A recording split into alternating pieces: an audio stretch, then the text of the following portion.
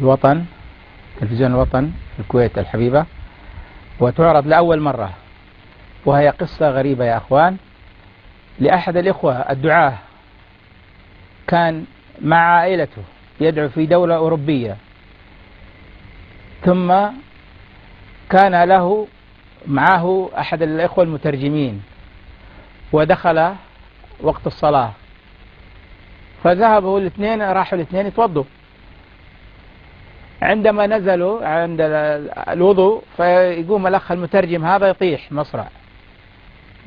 مصرع، فقام الأخ هذا اللي تشاهدون صورته يقرأ على هذا الأخ المترجم، ويريد الله سبحانه وتعالى أن يموت هذا المترجم، فيتهم أخونا في الله بأنه هو السبب في مقتله. عفوا شيخ، مات بدون سبب؟ بدون سبب، قرأ عليه، لا لمسه لا ضربه ولا شيء، قاعد يقرأ عليه فقط، وهذا يصارع الموت وتوفي في حالته، ونظام الدولة الأوروبية هذه أنه هو الذي قتله.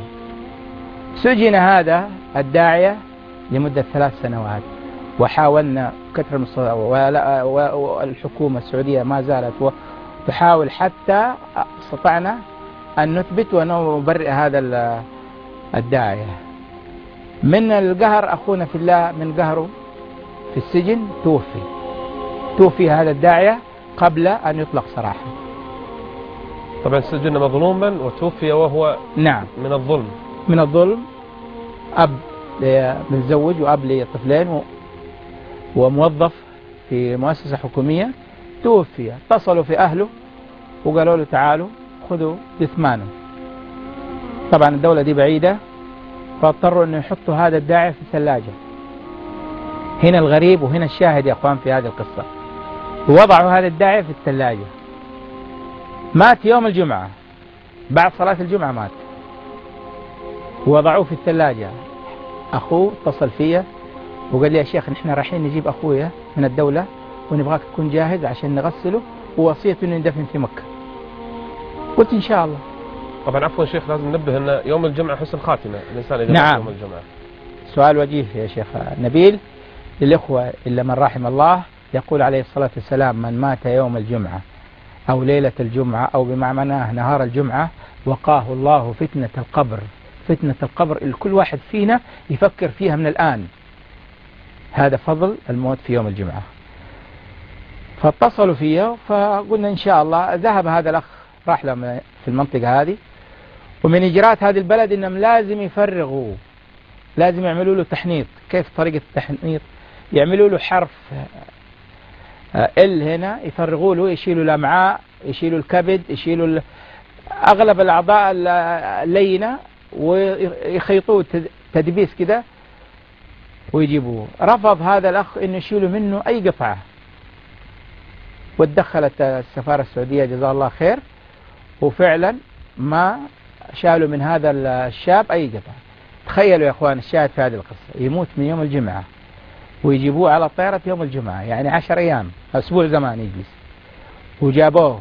وكل اللي كانوا ينتظرونه من أهله في المطار دخلوا معايا الغرفة، ونحن نشايلينه في التابوت عشان نفك ونجهز ونحطه على دكة الغسل. كل الأخوان يبغوا يشوفوا منظره كيف مات، هل هو مضروب برصاص، هل هو مطعون، هل هو مخنوق، كلهم متجمعين. فطبعا من أمانة المغسل إنه عند تغسيل الميت تجهيزه إنه يسأل، ما يخش معي إلا أقرب الناس له، يعني يسأل من أنت؟ أنا أخوه تفضل، أنا أبوه تفضل، ولد خالته عمه خاله لو سمحت انتظر في الخارج وقت ما نخلص. ليش يا شيخ؟ لأنه مو فرجة. نعم. لا نعم. احترامه ولا كرامة. نعم. الميت. حرمة الميت كحرمته وهو حي.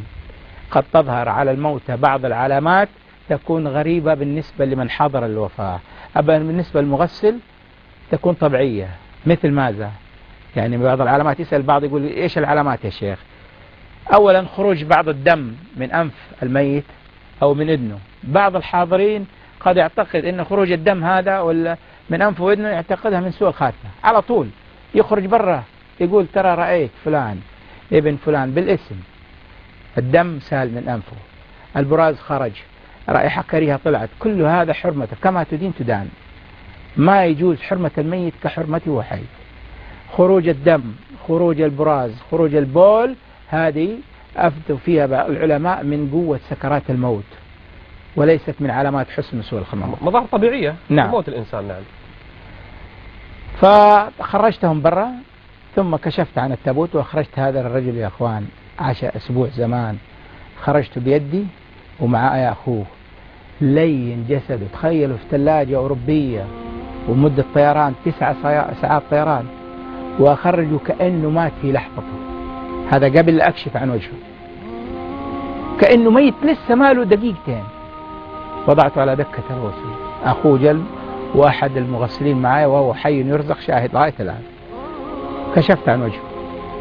أول ما كشفت عن وجهه وعن جسمه وحطيت السترة على موضع الغسل، وجدت أن هذا الرجل كأنه مات له يعني دقائق معدودة. لم أصدق أنه كان له أسبوع زمان في الثلاجة. جسمه لين وكان يبتسم يضحك. شوف، يبتسم يضحك. شفت ميت يبتسم يضحك وله أسبوع زمان في الثلاجة؟ أوريكم مناظر لميت يقعد في الثلاجة 6 ساعات، كيف يخرجونه يجيبوا له إياه على المغسلة، معصب يده فوق.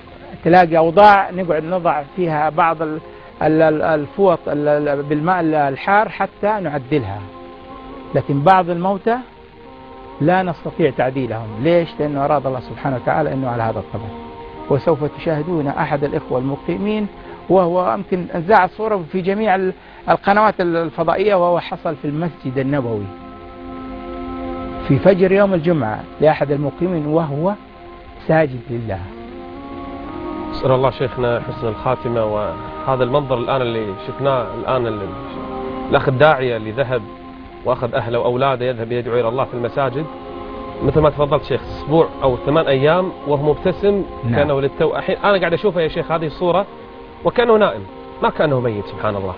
بل الواحد يمكن وهو نائم ما يبتسم هذه الابتسامة، لكن هذا فضل الله يؤتيه من يشاء. شيخنا ودنا نشوف أيضا بعض الحوادث الأخرى، إذا كانت سواء مناظر سيئة أو حسنة، أو هذا المنظر أيضا الساجد في الحرم النبوي، لعل أيضا المشاهدين يشوفونه. لكن أيضا ودنا نواصل وياك شيخ، لكن مضطرين نقف عند الفاصل ونعود مرة أخرى. خلكم معنا.